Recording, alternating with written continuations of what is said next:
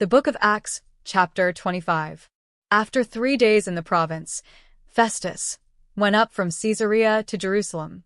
There the chief priests and principal men of the Jews laid out their case against Paul, and they urged Festus, asking as a favor against Paul that he summon him to Jerusalem, because they were planning an ambush to kill him on the way. This opening tells us a lot immediately. Festus is new in office.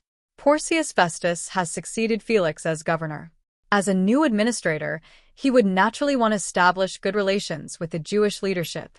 So one of his first political acts is to go to Jerusalem, the religious and national center of the Jews, to meet the powerful leaders there. That is exactly where Paul's enemies seize their opportunity. Notice how quickly they raise Paul's case. Even after 2 years, their hostility has not died down. Their determination is intense, sustained, and personal. They have not moved on. They ask Festus to have Paul transferred from Caesarea to Jerusalem. On the surface, this sounds reasonable. Jerusalem was the center of the original dispute. It might appear proper to hear the matter there. But Luke reveals the hidden reality. They're planning another ambush to kill Paul on the way. This is deeply important. Their public request is framed in legal terms, but their private intention is murder. That contrast exposes the corruption of their cause. They are using the language of justice while pursuing assassination. This is one of Luke's repeated points in the Paul trial narratives. The opponents of the gospel often present themselves as defenders of order, purity, and law, while actually acting unjustly. Festus replied that Paul was being kept at Caesarea and that he himself intended to go there shortly. He said that those in authority among them should go down with him, and if there is anything wrong about the man, let them bring charges against him. Festus does not grant the request. At one level, this is ordinary Roman procedure. Caesarea was the provincial capital, and Paul was already in custody there. So Festus insists the case be handled properly. At another level, this refusal protects Paul from the ambush, even if Festus does not know the full danger. God is again preserving Paul through ordinary political decisions.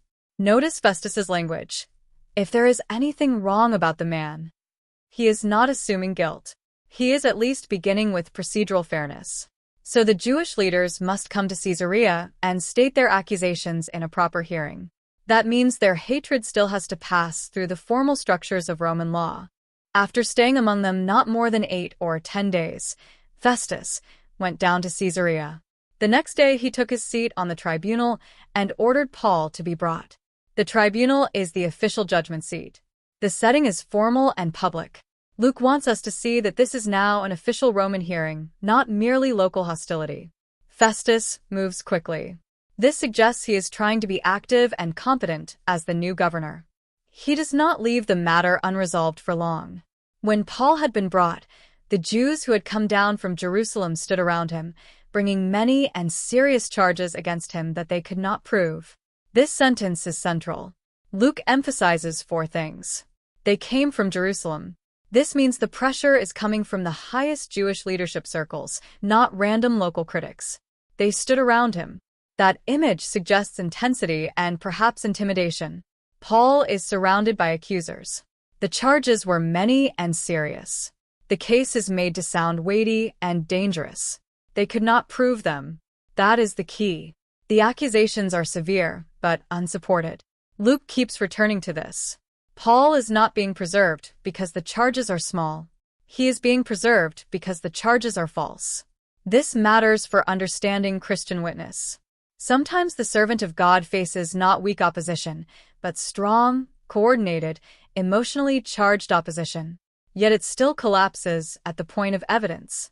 Paul argued in his defense saying, "Neither against the law of the Jews, nor against the temple, nor against Caesar have I committed any offense." This is a beautifully concise defense. Paul answers the likely 3 main areas of accusation. 1. Neither against the law of the Jews.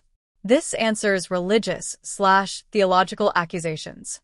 Paul is saying he is not a lawless apostate or enemy of Israel's faith. 2. Nor against the temple. This addresses the charge that he profaned or desecrated the temple. 3. Nor against Caesar. This addresses the political charge that he is disloyal to Rome or guilty of sedition. This threefold denial is important because it covers the full range of accusations. 1. Religious, 2. Ceremonial, and 3. Political. In other words, Paul is innocent in every category that matters in this hearing. Also notice Paul's calmness. He does not rant. He does not flatter. He does not seem panicked. He simply states the truth. That calm clarity is one of Paul's most striking features in these chapters. But Festus, wishing to do the Jews a favor, said to Paul, "Do you wish to go up to Jerusalem and there be tried on these charges before me?" This verse reveals the political danger. Like Felix before him, Festus is tempted by expediency. He wants to do the Jews a favor. That phrase is very revealing. The question is no longer only what is just, but what will keep people happy? This is the recurring moral weakness of these governors. They are not necessarily convinced Paul is guilty, but neither are they firmly committed to justice when justice becomes politically costly. Festus's proposal sounds moderate. He does not say, "I am handing you over." He says, in effect, "Would you be willing to go to Jerusalem, with me overseeing the case?" But Paul likely understands the danger. Jerusalem is where the hostility is strongest. Jerusalem is where the plotters are. Jerusalem is where legal form could easily collapse into fatal violence. So this question is extremely serious. Paul said, "I am standing before Caesar's tribunal, where I ought to be tried. To the Jews I have done no wrong, as you yourself know very well. If then I am a wrongdoer and have committed anything for which I deserve to die, I do not seek to escape death. But if there is nothing to their charges against me, no one can give me up to them. I appeal to Caesar." This is one of the most important speeches in Acts. Let's take it carefully. 1. I am standing before Caesar's tribunal, where I ought to be tried. Paul means that he is already in the proper Roman court. As a Roman citizen under the governor's authority, he is in the right legal setting. There is no need to move the case. This is not stubbornness. It is legal precision. 2. To the Jews I have done no wrong, as you yourself know very well. Paul speaks boldly to Festus. He suggests Festus already has enough sense of the case to know Paul is not guilty. This is strong language. Paul is not merely hoping Festus will discover the truth. He is saying Festus already sees enough to act justly. 3. If I deserve to die, I do not seek to escape death. This shows Paul's integrity. He is not trying to dodge justice at all costs. He is not saying, "Save me no matter what." He is saying, "If I truly deserve death, I accept lawful punishment." That is morally powerful.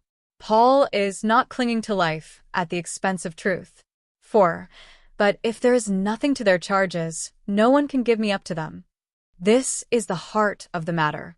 Festus does not have the moral right to hand Paul over simply for political convenience. If the case is false, Paul cannot justly be sacrificed to please others. 5. I appeal to Caesar. This is the turning point. As a Roman citizen, Paul invokes his right to have his case heard by the emperor's tribunal. This does several things at once. It prevents Festus from transferring him to Jerusalem. It pushes the case beyond local political manipulation. It sets Paul on the path to Rome. From a legal perspective, this is strategic. From a narrative perspective, it is monumental. From a theological perspective, it is providential. Jesus had already made clear that Paul would bear witness in Rome. Paul's appeal to Caesar becomes one of the means by which that promise moves toward fulfillment. Then Festus, when he had conferred with his council, answered, "To Caesar you have appealed, to Caesar you shall go." Festus consults his advisors, then formally accepts the appeal. This is brief, but decisive. Paul's destination is now effectively fixed. The legal case will move upward. Jerusalem will not be the end of Paul. Rome is ahead. This is one of those moments in Acts where a single legal sentence carries huge redemptive significance. Paul is still a prisoner. He is still under accusation. But he is also moving exactly where God intends. Now, when some days had passed, Agrippa the king and Bernice arrived at Caesarea and greeted Festus. This introduces new major figures. This Agrippa is Herod Agrippa II, part of the Herodian dynasty. Bernice is his sister. Agrippa had authority and influence in Jewish affairs, especially connected to temple matters and understanding Jewish customs. Why is he important here? Because Festus is in a difficult position. Paul has appealed to Caesar, so Festus must send him on. But he still needs to explain the charges. The problem is that the case seems to center on Jewish theological controversy, not clear Roman criminality. Agrippa, being well informed about Jewish religion and disputes, may help Festus frame the matter intelligibly. So this visit is politically convenient, but also providential. It sets up the next great witness scene. Festus lays out the situation to Agrippa. This summary is very important because it shows how a Roman official views the matter after hearing it. He explains that Felix left Paul as a prisoner. He says that when he was in Jerusalem, the chief priests and elders brought charges against Paul and asked for a sentence of condemnation. Already this is telling. Festus presents the Jewish leaders as wanting condemnation, not merely investigation. Their aim is not open inquiry, but a guilty verdict. Festus says, "It is not the custom of the Romans to give up anyone before the accused meets the accusers face to face and has opportunity to make his defense concerning the charge laid against him." This is a remarkable statement. It shows a basic Roman ideal of legal fairness. The accused must face the accusers. The accused must be allowed to defend himself. Judgment should not be rendered without process. Now, of course, Rome did not always live up to its ideals. But Luke includes this because it shows the contrast between Roman judicial norms and the unjust pressure from Paul's enemies. It also underlines that Christianity was not a criminal movement in itself. Again and again, Roman procedure fails to find genuine legal guilt in Paul. Festus says he sat on the tribunal without delay and ordered the man brought. But when the accusers stood up, they brought no charge in his case of such evils as he supposed. This is extremely important. Festus expected serious civil or political crimes. Perhaps he expected sedition, rebellion, anti-Roman conspiracy, or something similar. But that is not what he found.